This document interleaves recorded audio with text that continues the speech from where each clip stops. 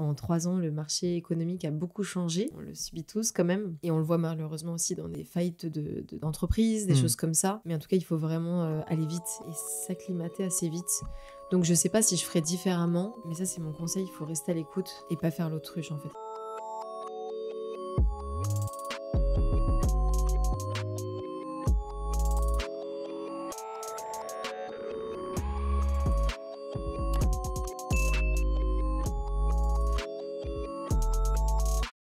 Bonjour à tous et bienvenue pour ce nouvel épisode, premier épisode de l'année 2023. Bonne année à tous si je ne vous ai pas déjà eu sur LinkedIn ou sur mes autres réseaux sociaux. Aujourd'hui, j'ai eu le plaisir de recevoir une invitée au parcours plutôt atypique, mais je vais lui laisser tout de suite se présenter. Salut Thibaut, merci et bonjour à tous. Bonne année 2023 aussi également. Du coup, je suis Camille Rodriguez, j'ai 29 ans et donc je suis entrepreneur. Génial. Pour t'expliquer rapidement mon parcours et avec plaisir pour y revenir si tu as besoin. Moi, je suis anciennement sportive de haut niveau, donc je faisais du 100 mètres haies en athlétisme. Du coup, j'ai ensuite arrêté pour faire une école de commerce et lancer ma première boîte en intrapreneur. Donc, c'était une société d'événementiel en Espagne. D'accord. Donc, c'était dans le monde de la nuit. Et donc, à la fin, au bout de 3 ans, j'avais 60 vendeurs et on commercialisait des soirées, des événements en Espagne, génial. Sur plusieurs villes espagnoles. Et voilà, avec tout ce que ça implique. Et ensuite, donc, j'ai vendu à cette société et j'ai intégré une grande société, Procter, pour 2 ans, pour un petit peu apprendre, Procter & Gamble, pour un petit peu apprendre certaines choses sur la partie commerciale, voir un peu les bonnes choses à prendre dans les grandes sociétés. Et c'était une expérience formidable avec des gens que j'ai j'imagine que tu as dû beaucoup apprendre. Exactement.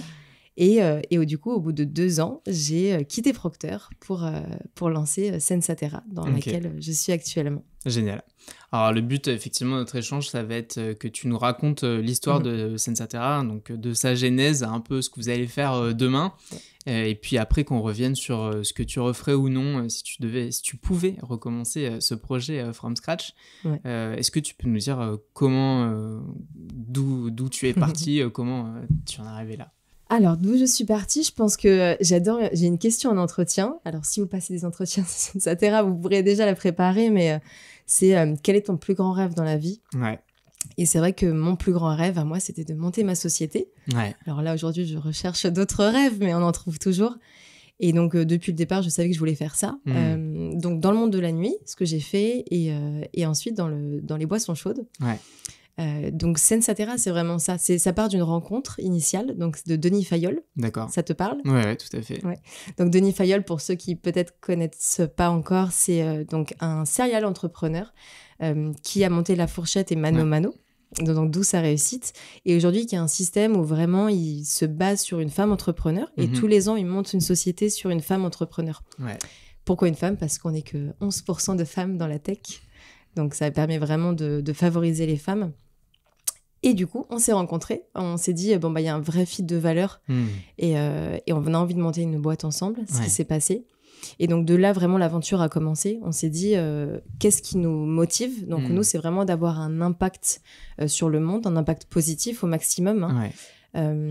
Et voilà, de base, comme je suis athlète de haut niveau, je voulais vraiment travailler un produit qui affecte positivement l'environnement, mais aussi son propre corps.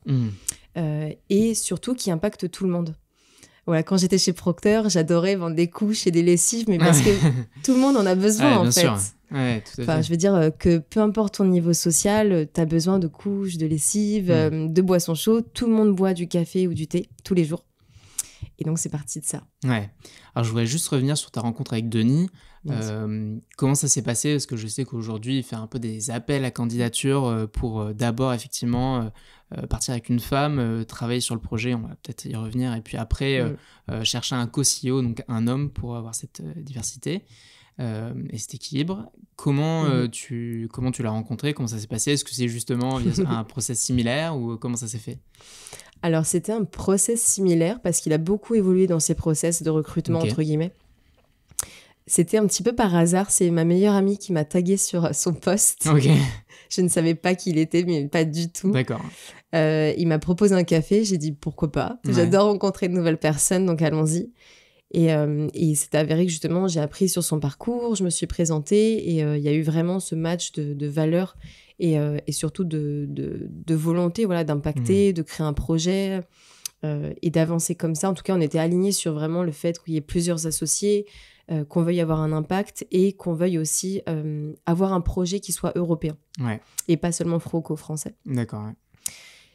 Et donc, la rencontre avec Denis s'est faite. On s'est vu à peu près 8 fois, donc plusieurs fois, parce qu'il y avait aussi beaucoup de postulantes à ce moment-là, bien sûr, qui le connaissaient par son passé, ses expériences passées. Et donc, au bout de 8 fois, on s'est dit, on y va, on se lance. Donc ça, c'était il y a 3 ans exactement, jour pour jour quasiment. Ah bah d'ailleurs, je pense jour pour jour. C'est vrai. Bon anniversaire, Senza Terra, by the way. Et ensuite, on a travaillé sur le business model, donc vraiment sur le marché des boissons chaudes. On l'a étudié, que ce soit donc en Europe entière, mais aussi sur les pays sur lesquels on voulait avancer. Donc nous, c'est France, Allemagne et Italie. D'accord. Qui sont les plus gros marchés, avec le plus de consommateurs et le plus d'artisans. Donc pas l'Espagne, du coup. Et pas l'Espagne, non, bizarrement. J'aurais bien aimé. Ouais, je me doute. C'est pas grave, on l'ouvrira, ce sera le suivant. Et ensuite, du coup, j'ai cherché mes associés. D'accord. Comme tu disais, merci pour la transition, mais du coup, je me suis associée avec 2 personnes qui sont Maxence, qui gère la partie web marketing et finance, et Clément, qui gère la partie CTO. Donc, il fait vraiment le site, on a un site maison. Ouais. Et en fait, pour résumer, j'adore dire que je suis mariée avec eux, mais je fais ce qu'ils n'aiment pas faire et ils font ce que je n'aime pas faire. D'accord. Et en tout cas, ils le font. Ce qui est plutôt cool. Exactement.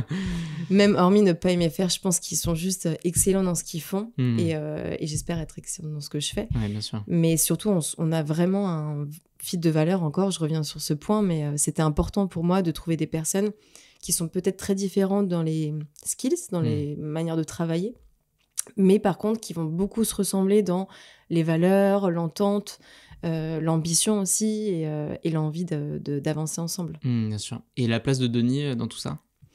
Très bonne question. La place de Denis, donc on est 4 associés, donc il est vraiment associé avec nous. Voilà, quand on dit qu'on est associé, il y a 4 associés et il a la place vraiment non opérationnelle, mais par contre plutôt de mentor, de coach et de business angel aussi sur une partie. Mais donc, toutes les semaines, on travaille avec lui sur différents sujets stratégiques. Et ça, je pense que c'est une grosse aide. Depuis le départ, donc j'ai travaillé d'abord à 2, et ensuite Maxence nous a rejoints. Ok. Et Clément, 10 mois après, mon arrivée. Mais du coup, il a vraiment été là depuis le départ. Et c'est vrai que même s'il n'est pas dans 100% d'opérationnel, il permet vraiment de nous guider sur certains sujets, de nous faire gagner du temps également. Sûr. Et peut-être éviter des erreurs aussi, en tout cas... Je l'espère.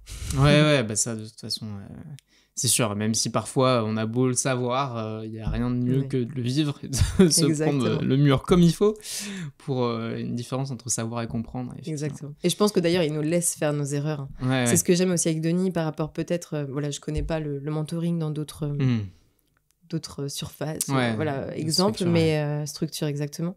Mais vraiment, avec Denis, on est tous ensemble, on est une équipe. Et puis, si on est convaincu d'une chose qui ne l'est pas forcément, on va le faire. Ça peut être une super idée. Donc, ça va le permettre d'apprendre également, d'en tirer des bonnes choses pour d'autres entreprises.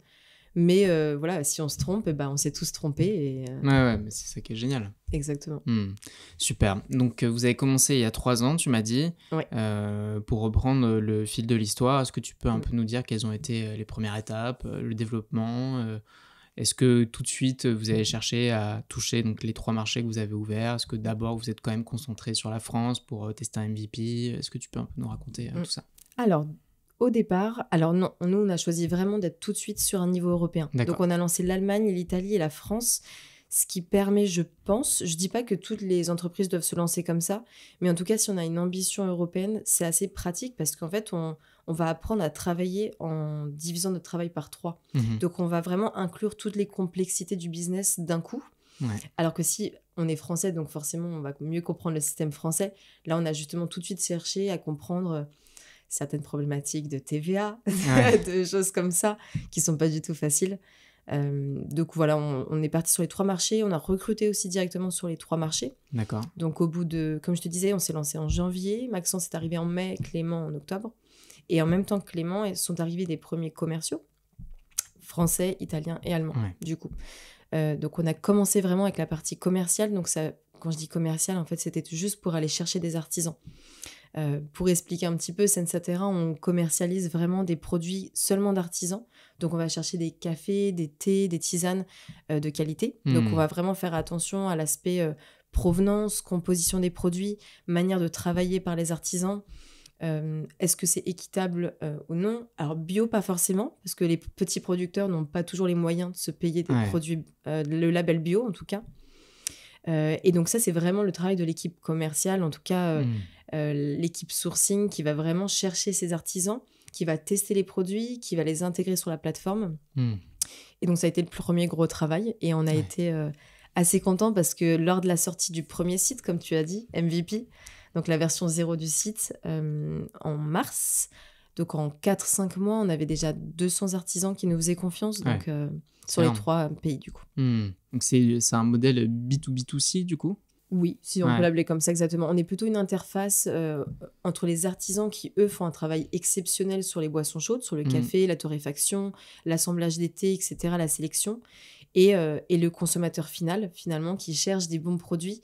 De plus en plus, les consommateurs veulent des produits de qualité, mais sans payer un prix exorbitant non plus. Et donc, nous, on va faire ce travail de les commercialiser parce qu'ils n'ont pas toujours le temps de tout gérer.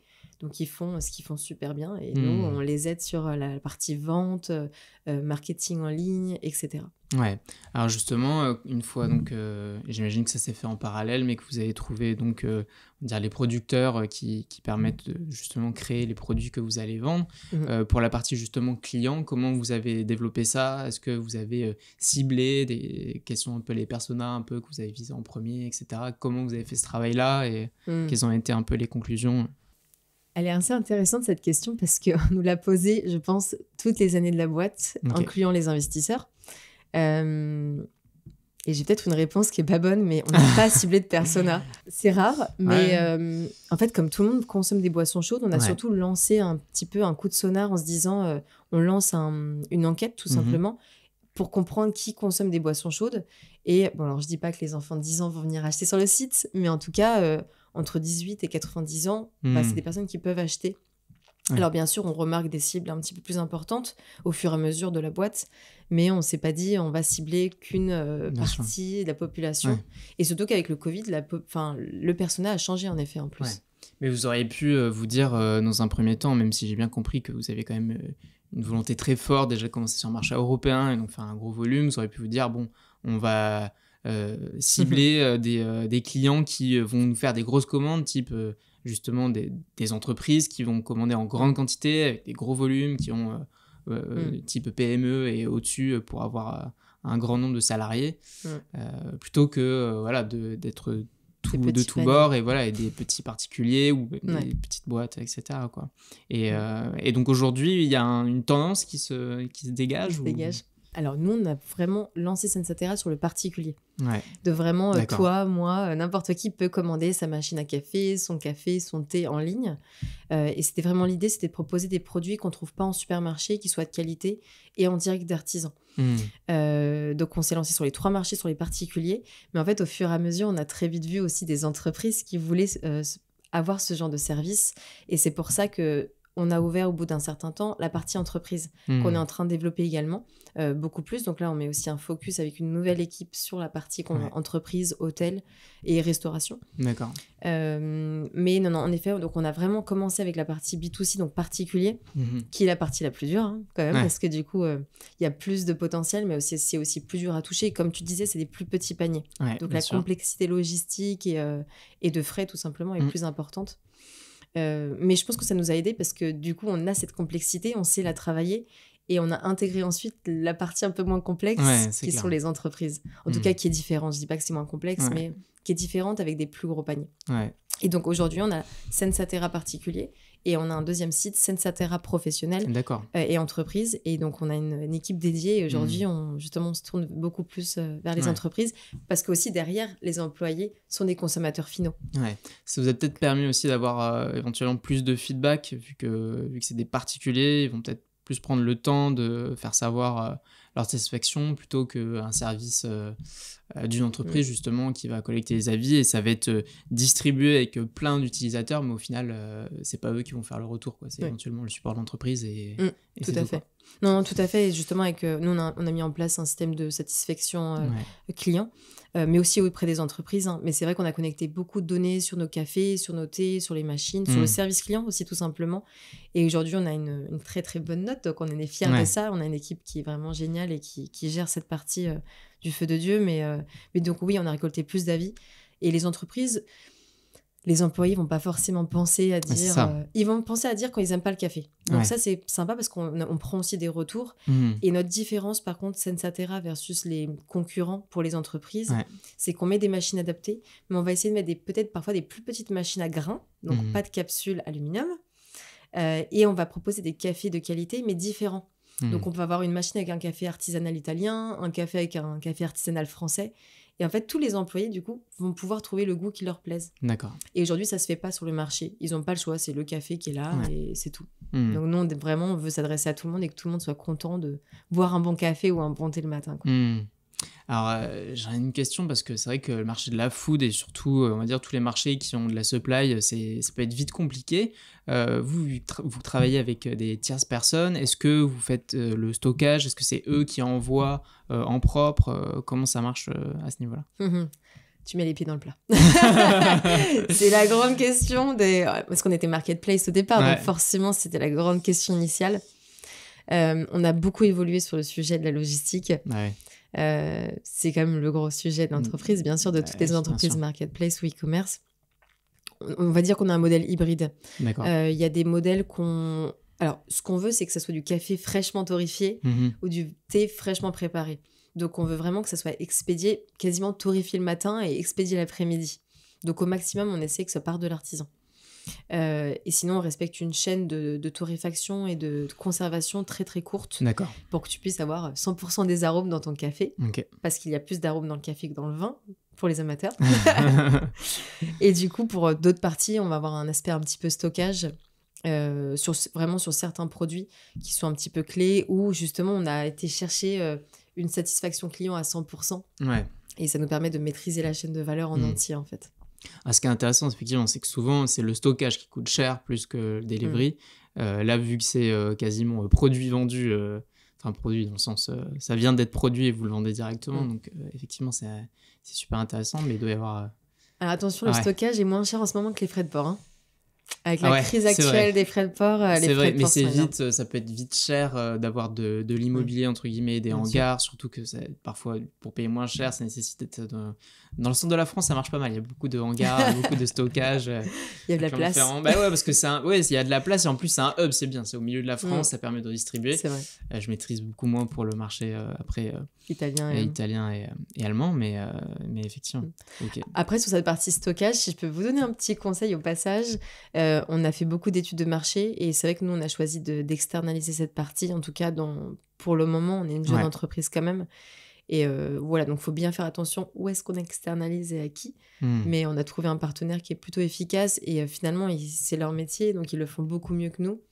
Donc voilà, il faut juste faire le calcul de coût, mais ça nous fait gagner du temps, ça c'est évident.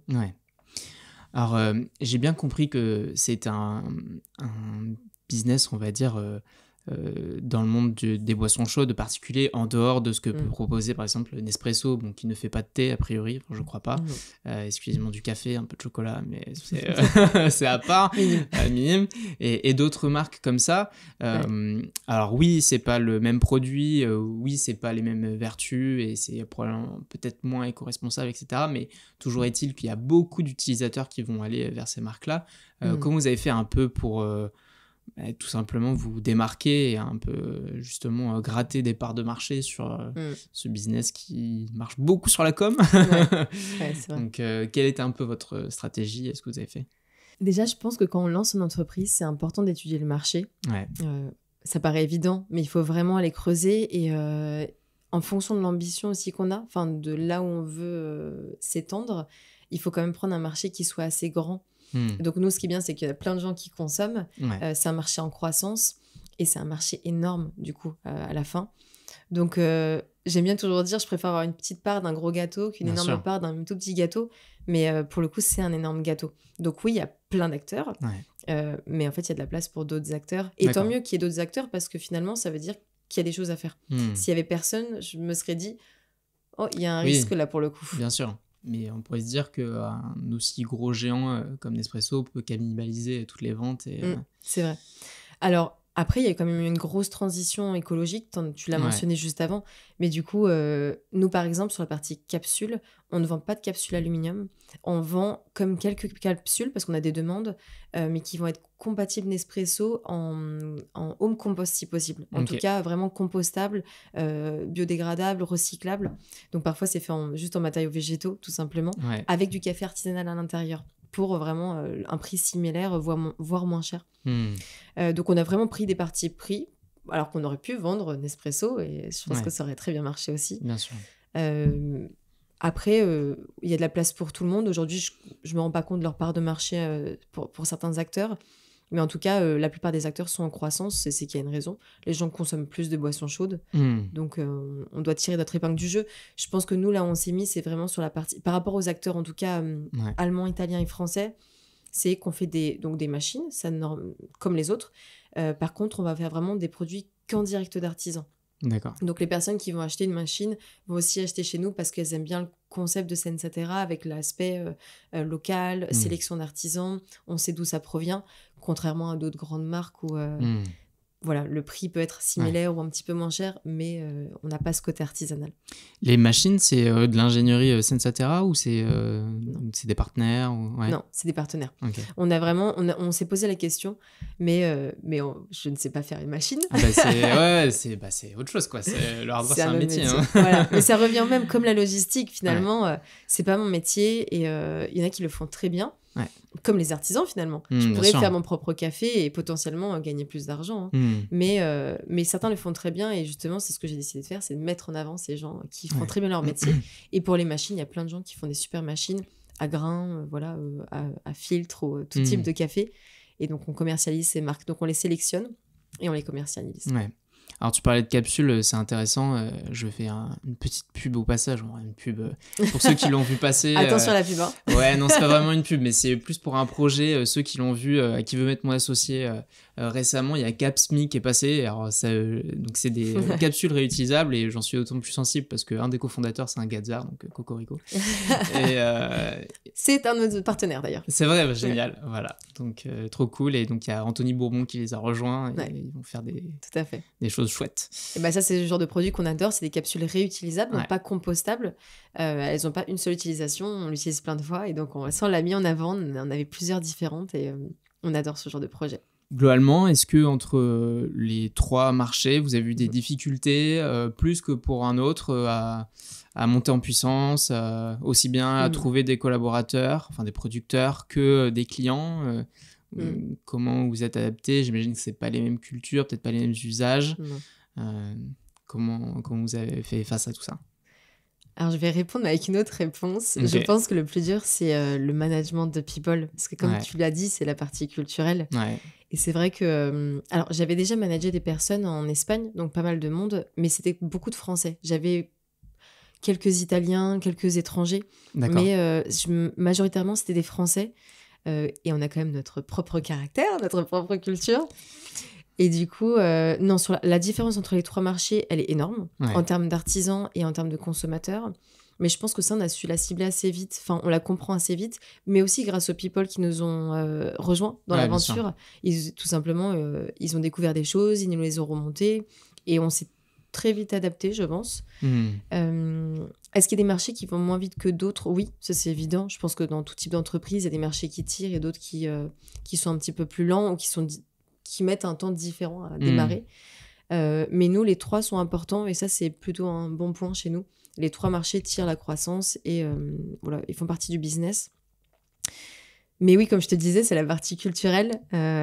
Et c'est ce que, j'aime le dire, mais monter une entreprise, c'est pas toujours facile. Il faut le savoir. Et je pense que, peut-être que c'était aussi mon âge, j'étais plus jeune, Mais le management, c'est pas inné du tout. Non, c'est certain. Et j'ai fait une école de management. Hein. Ouais, mais bon... Non, mais le mot n'est pas du tout bon. Enfin, c'est une école de commerce, c'est pas une école de management. Mais c'est vrai que j'aurais aimé justement...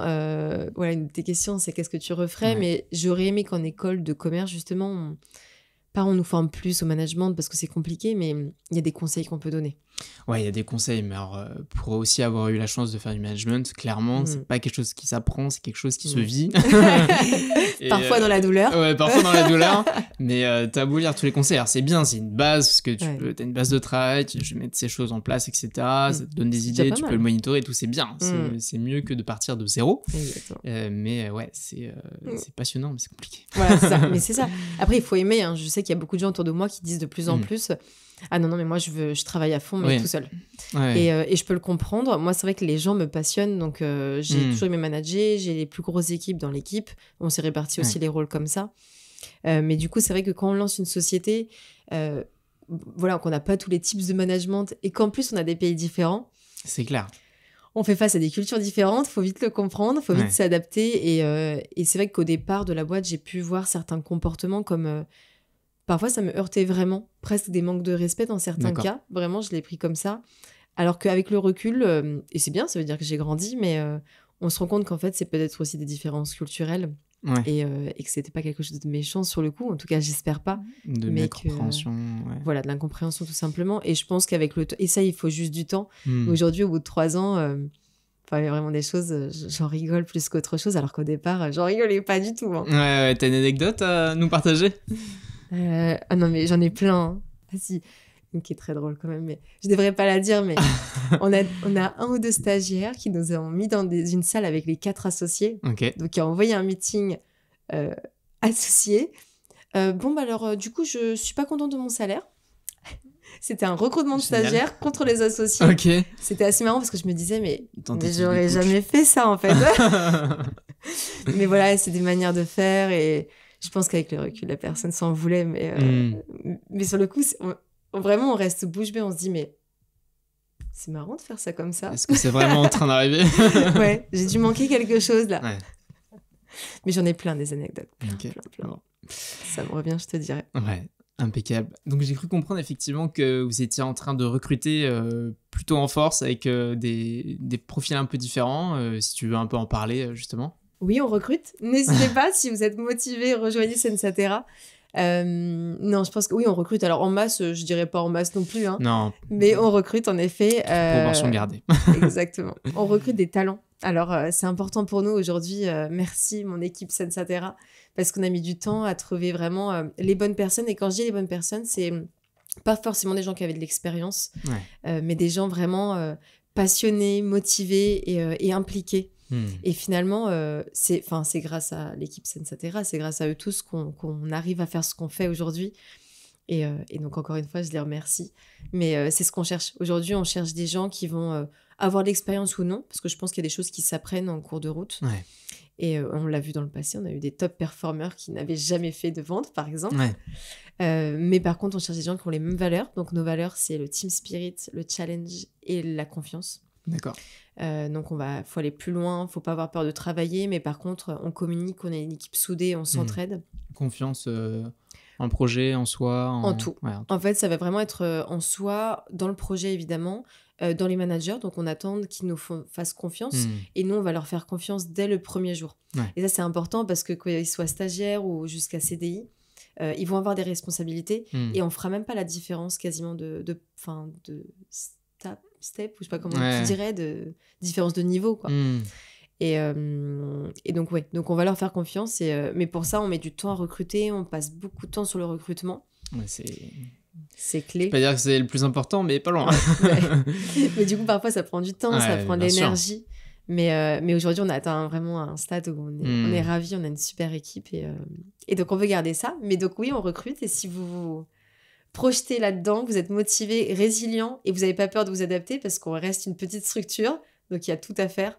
Vraiment, rejoignez-nous avec plaisir. Trop cool.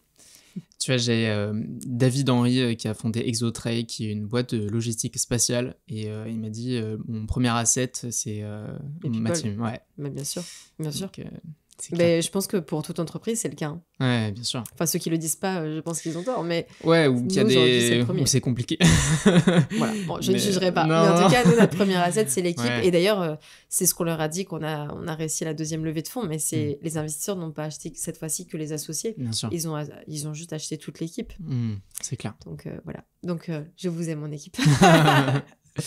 Alors justement, avant tu parlais de recommencer. Qu'est-ce que justement tu referais ou non si tu pouvais recommencer ce projet from scratch? Alors déjà, je prendrais des vacances. Il faut se dire, c'est un peu fatigant. Donc Ouais. là, si tu me disais, vas-y, recommence, je me dirais, bon, laisse-moi quelques semaines Ouais. et on repart. Je pense avant de parler from scratch, si ça t'embête pas, j'aimerais parler du début. Ouais. Parce que c'est vrai que je vois beaucoup d'entrepreneurs, ou en tout cas de personnes qui veulent se lancer, qui m'écrivent D'accord. en me disant est-ce qu'on peut prendre un café pour en parler, pour avoir des conseils. Donc j'ai à la fois des hommes et des femmes. D'accord. Pourquoi je fais la différence? Parce qu'il y a une grosse différence. Mesdames, arrêtez de réfléchir, foncez. Souvent j'ai les hommes qui viennent me voir qui me disent ah non mais comment on fait? Et une D'accord. femme va venir en me disant est-ce que tu penses que je peux le faire? D'accord, ok. Pas du tout le même discours et je suis sûre que j'avais ce discours avant hein, avec Denis. Mais du coup, je pense que pour se lancer, il faut déjà ne pas avoir trop peur. Parce que c'est pas facile tous les jours, faut le savoir. Et si vraiment on a trop peur, il vaut mieux attendre un petit peu. C'est un peu bizarre de dire ça, je veux pas décourager les gens, mais il faut juste être conscient que c'est pas facile. Ouais. À partir du moment... C'est trop peur de quoi? De l'engagement, de... Déjà, être entrepreneur, c'est pas être libre. Donc ceux qui viennent me voir en disant je vais avoir ma boîte pour être libre, je leur dis c'est pas exactement ça. Ouais. Parce qu'honnêtement, on est moins libre que si on est salarié. J'ai été salarié 2 ans. Je travaillais beaucoup, hein, mais une fois que je fermais l'ordinateur, j'avais fini de travailler. Aujourd'hui, quand on a une société, on doit des choses à son équipe, on doit des choses à ses investisseurs si on en a. Ouais. Et surtout qu'on y pense beaucoup. Ouais, on a quand même une forme de liberté. On est libre de ses choix, on est quand même... Même si tu peux être conditionné par les investisseurs et par l'atteinte de résultats, mais il y a quand même... c'est pas non plus tes papiers et poings liés. Non, c'est pas du tout ce que je voulais dire. Non, je veux pas faire peur non plus, mais quand je dis qu'on n'est pas libre, c'est qu'on est libre de son projet. On fait ce qu'on a envie de faire. Ouais. Mais je trouve que dans l'équilibre, après derrière, on est un petit peu moins libre parce qu'on doit des choses à des gens. Surtout qu'on a une équipe, des investisseurs, un projet qui est lancé. On peut pas dire, YOLO, Bien sûr. je pars 4 mois et je vous laisse Non, tout tout à seul. fait. Après, C'est ce que je voulais dire. Ouais. Exactement. On a des responsabilités différentes. Mais par contre, c'est passionnant. Enfin, j'aurais pas monté 2 entreprises si je n'aimais pas ça. Et aujourd'hui, je me vois pas faire autre chose. C'est excitant, c'est passionnant, c'est de l'adrénaline. Mais voilà, faut juste être conscient des enjeux. Et à partir du moment où les gens sont conscients et ont hyper envie, là, il faut y aller. Enfin, faut se lancer. Et du coup, ce que je ferais from scratch, c'est ça? Ouais. C'est une bonne question. Donne-moi des idées, des exemples de ce qu'ont dit les autres. C'est variable. Déjà, pour l'instant, j'ai pas eu, entre guillemets, de marketplace comme ça en termes de business. Mais ça peut être, je sais pas, sur le recrutement, sur le choix des marchés, sur lancer les 3 simultanément, comment vous allez gérer les sales, comment vous gérez la logistique. C'est un bon point. Ou ça peut être aussi sur du perso, tu vois, ta balance vie pro, vie perso, comment tu as géré ça. C'est vrai que pour l'instant, on n'en a pas trop parlé. Pas du tout parlé d'ailleurs. Mais peut-être que tu as des choses que tu referais différemment, que tu équilibrerais un peu plus. C'est un super point, le point perso. Je sais pas si je ferais différemment, mais j'ai toujours voulu avoir un équilibre vie pro, vie perso, contrairement à ce que j'ai dit, mais je pense qu'il faut vraiment se connaître. Et je faisais du sport de haut niveau avant, donc le sport, c'est fondamental pour moi. Du coup, j'ai toujours gardé ça, et heureusement, même si parfois, justement, je travaille un peu trop, donc ton corps, souvent, te ramène un petit peu. Il te le rappelle clairement. Et ce qui est bien, j'ai la chance que mon corps me le rappelle en me disant, bon, va dormir et arrête de faire ça. Et du coup, l'équilibre est important. Je pense que je suis pas le type d'entrepreneur qui ne prend pas de vacances, qui fait que travailler nuit, jour et week-end. En tout cas, j'en suis pas capable. Et c'est pas comme ça que je serai épanouie. Et du coup, c'est pas comme ça que je serai ça se répercutera après, bien sûr. Exactement. Donc non, sur l'équilibre, je pense on peut toujours faire plus attention, mais aujourd'hui, je suis satisfaite. Ce que je referais différemment, je pense que c'est vraiment sur le management, mais en même temps, comme tu l'as dit, on apprend un peu dans la douleur, donc il faut le vivre pour l'apprendre. Oui, honnêtement, j'ai fait des erreurs de management où j'ai laissé passer des choses à l'inverse, etc. Et ça, je pense que j'aurais pu peut-être garder plus de talent à un certain moment. Et j'ai peut-être perdu 1 ou 2 personnes que j'aurais pu garder plus longtemps. D'accord. Et qui auraient vraiment participé au projet. Mais aujourd'hui, c'est grâce à ça que j'ai grandi et que j'arrive à mieux le gérer. Sinon, non, les choix, vraiment, je pense que moi, il fallait absolument que j'ai des associés. Alors, avec plaisir pour en parler. Je sais que beaucoup préfèrent être seuls pour avoir plus de parts. Ça, c'est le vrai versus. Hein. Tu serais seul ou tu seras... versus multi-entrepreneur. Moi, ça serait multi-entrepreneur, sûr. Avec des co-founders. Parce que... On a la même team. Bah, c'est différent. Et j'en ai qui m'ont dit, à refaire, je commencerai tout seul. Parce que ça s'est mal passé. Parce que s'il y a une divergence d'opinion, ça peut vite devenir compliqué, surtout quand on n'est que 2. Donc déjà, je conseille d'être à 3. C'est bien 3. C'est bien très longtemps. Comme ça, il n'y a pas d'égalité. Exactement. Mais effectivement, je crois vraiment la synergie, et surtout quand tu as des profils complémentaires, et puis ça te permet de voir des choses parce que tu ne sais pas ce que tu ne sais pas. Et puis, tu as forcément des blind spots, et eux ont une vision différente, et puis ne serait-ce que pour la motivation, quoi. C'est super dur en tant qu'entrepreneur. Déjà, c'est dur en tant qu'entrepreneur quand tu es à plusieurs de te motiver parce que tu es ton seul patron. Bon, tu as les investisseurs, etc. Mais enfin, globalement, c'est toi qui prends les décisions. C'est toi qui prends les décisions. Mais alors, tout seul, surtout au début, et surtout quand tu bootstrap, etc., où ça peut être compliqué, franchement, seul... c'est compliqué. C'est compliqué. Même si... Alors, il faut à minima que tu aies un entourage vraiment... qui comprennent ce que tu fais, dans quelle galère tu passes, etc. Parce que sinon... Et encore, c'est compliqué de demander à l'entourage. Et presque, il vaut mieux pas, dans certains cas. Moi, je sais qu'il y a des fois, je leur disais, écoutez, je veux pas parler du travail, même si ça les passionne. Je leur disais, là, j'ai besoin de couper, de pas en parler. Et je pense que c'est important aussi. Et les gens comprennent pas vraiment à 100%. Et ce qui est normal, ils sont pas dans le business. Oui, mais il faut que tu aies quelqu'un avec qui en parler. Si tu es solopreneur... Mais c'est aussi le risque, du coup, pour le conjoint, pour les amis, ça peut être un risque. Après, il y a certains qui s'épanouissent beaucoup en étant solo. Bien sûr. Je pense que c'est question de personnalité aussi, mais non, moi, je voulais être à plusieurs. Et je pense que tu as raison, être 3, c'est vraiment un bon point. Nous, on est 4 en l'occurrence, mais il y a l'effet miroir. Donc, se dire, voilà, ce que j'ai fait, qu'est-ce que tu en penses? Est-ce que tu l'aurais fait différemment? Je pense qu'il faut mettre son ego de côté. C'est pas grave, il n'y a pas de bonne ou mauvaise décision, il y a l'entreprise qui est au-dessus de nous et il faut faire les choses bien pour l'entreprise et pour les people et pour les clients. Mais il faut le savoir. On se prend le bec, ça c'est sûr, on s'embrouille. Mais il y a toujours une question de respect à avoir et d'écoute, c'est important. Et nous, ça a toujours été le cas. Et moi, j'ai toujours dit à Denis, quand j'ai commencé à chercher mes associés, en tout cas, j'ai un type de management où... j'aime dire quand j'ai tort, j'aime apprendre des autres et que ce soit l'inverse, et je pense qu'il faut savoir être vulnérable de temps en temps. En tout cas, j'ai pas honte de le montrer, et encore moins mes associés. Et donc je cherchais des associés devant qui je pouvais pleurer. D'accord. C'est ce que j'ai dit à Denis. Je trouve que ça illustre bien le fait que c'est une forme de mariage avec le bon et le moins bon. Bien sûr. Et pouvoir faire tellement confiance que tu te mets à pleurer, c'est une expression, mais ça montre vraiment l'esprit de confiance, et c'est ce qu'on retrouve chez Sensatera. Et c'est ce que j'ai trouvé avec mes associés, et aujourd'hui, je pourrais pas faire ça sans eux, et aujourd'hui, je suis hyper heureuse de travailler avec eux. La vulnérabilité, c'est vraiment quelque chose de super précieux, et en même temps, c'est compliqué à gérer, parce qu'en tant que chef d'entreprise, tu dois montrer le cap, tu sois sûr de ce que tu es en train de faire pour emmener tout le monde et pas se dire bon alors gauche ou droite. C'est ça. Donc et en même temps tu restes humain, donc tu es faillible. Exactement. Et si tu internalises ça et ça sort jamais, au bout d'un moment t'exploses. Ou t'imploses, au choix. Mais et en termes d'ego, c'est un super travail que de faire ça, quoi. Mais ça, je pense que ça vient au fur et à mesure. J'aurais jamais été capable de peut-être prononcer même ces phrases il y a 3 ans. Et aujourd'hui, je le dis presque en entretien d'embauche, tu vois, mais je pense qu'il faut, avec le temps, on apprend à se connaître, on apprend à s'accepter. Je sais pas si c'est le cas pour tout le monde, mais moi, ça a vraiment été le cas. Et aujourd'hui, mon équipe me fait confiance, en tout cas, j'espère. Je leur fais confiance, mais à 100%.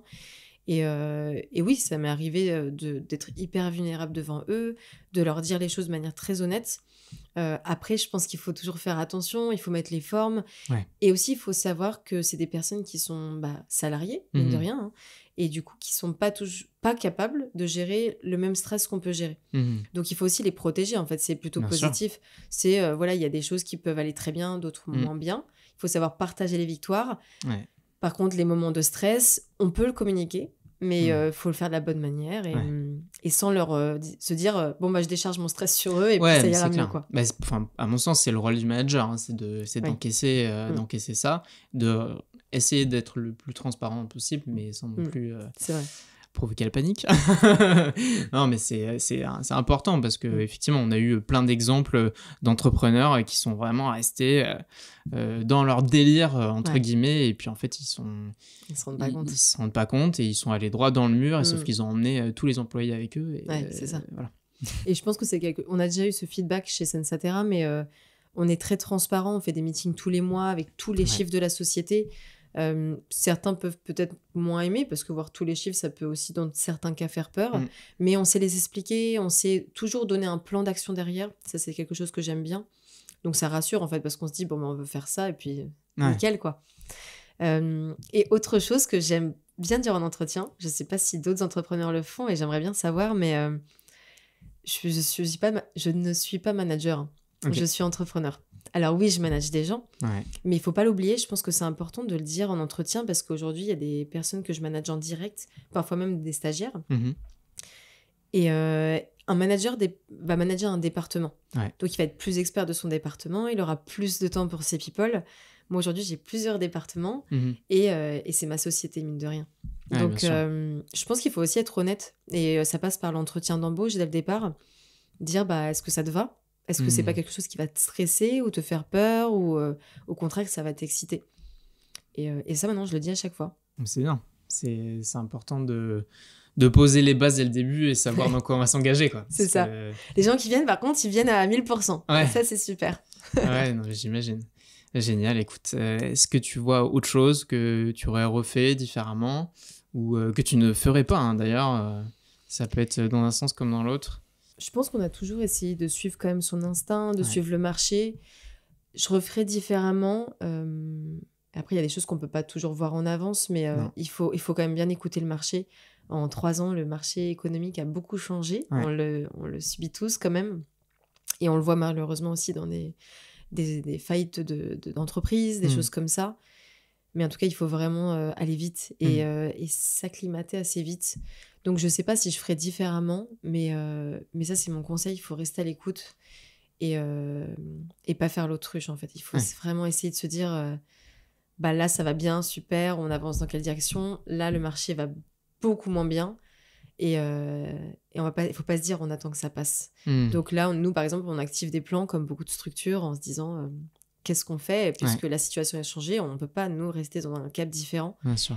Et je pense que c'est quand même notre force, mais différemment, non. Je pense que plutôt la partie, bien sûr, management. Après, la partie marché, particulier entreprise, voilà, je pense que je la referai. Ouais, génial. Mais je suis sûre que plein de choses me viendraient en plus. On apprend tellement dans les erreurs aussi que je pense qu'il faut les garder, quoi. Ouais. En parlant de marché, j'ai une question que j'ai voulu te poser tout à l'heure, mais que j'ai oublié, entre guillemets. Donc, on a beaucoup parlé de café, mais vous faites aussi du thé. Tu dis que vous adressez à un marché européen. Est-ce que l'Angleterre, c'est un biais avec le thé, ou est-ce qu'ils en consomment vraiment beaucoup ? Et pourquoi vous n'y êtes pas allé ? Pour des raisons, on va dire, politique, entre guillemets, ou qu'est-ce qui s'est... Je rigole parce qu'on me l'a posé beaucoup de fois, cette question, et c'est vrai que moi, ça me paraissait pas évident, mais tellement de gens se disent thé Angleterre. Mais c'est peut-être un biais, hein, c'est pour ça que j'ai commencé par ça. Non, alors déjà parce que c'est pas du tout un gros marché. D'accord. Il y a de la consommation, mais pas tant que ça, par rapport à d'autres marchés européens. Il y a beaucoup moins d'artisans, donc ça va être aussi des grandes marques industrielles qui vont vraiment avoir les parts de marché. Donc je reviens sur ce que tu disais tout à l'heure. Donc bien sûr, on peut changer les choses, mais finalement, c'était au niveau global, c'était pas le plus intéressant, et d'autant plus que le Brexit était en cours quand même, était déjà en discussion. C'est pour ça que je parlais de politique, mais c'était... Oui, et heureusement, parce que ça aurait été encore plus complexe. Ouais. Donc là, on n'a pas la partie un peu douane à Bien sûr. gérer, puisqu'on est dans l'espace Schengen. Ouais, carrément. Donc, pas de regret pour l'instant. Ouais. Mais voilà, comme, je ne sais pas ce qui peut arriver par la suite. Donc, Oui, jamais dire jamais. exactement, on ne sait jamais. Mais même si je préférais l'Espagne. Ouais. Mais non, je ne sais pas. Mais en tout cas, c'est pour ça qu'on ne l'a pas fait. Ok, trop cool. Merci beaucoup, c'était super intéressant. Merci à toi. Où est-ce qu'on peut te suivre, te retrouver, LinkedIn, les réseaux, le site, etc. Dis-nous tout. Oui. Et déjà, merci d'avoir écouté ce podcast. Et merci à toi de m'avoir invité, c'était chouette. Plaisir. Vous pouvez me suivre sur Instagram, Camille Rodriguez M, sur LinkedIn bien sûr, sur par email si vous avez besoin à camille@sensatera.com. Ok. Et bien sûr sur le site Sensatera, c'est mon équipe qui vous répondra et on communique très bien, donc ils m'enverront vos messages et je serai ravie de savoir ce que vous en avez pensé, donc n'hésitez pas. Et merci Thibaut. Super, merci beaucoup. De toute façon, je mettrai tous les liens dans la description, donc vous pourrez retrouver tout ça. Et puis, vous serez accueilli par un Customer Hero sur la page de Sensatera. Voilà. Donc, il y a un petit chatbot qui s'ouvre. C'est ça. Mais c'est quelqu'un derrière, ce n'est pas un chatbot. D'accord, autant pour... Il y a un pop-up qui s'ouvre, Voilà. on peut discuter. Génial. Merci encore d'avoir regardé cet épisode. J'espère que ça vous a plu. Et puis, je vous dis à très vite pour de nouvelles aventures. Salut!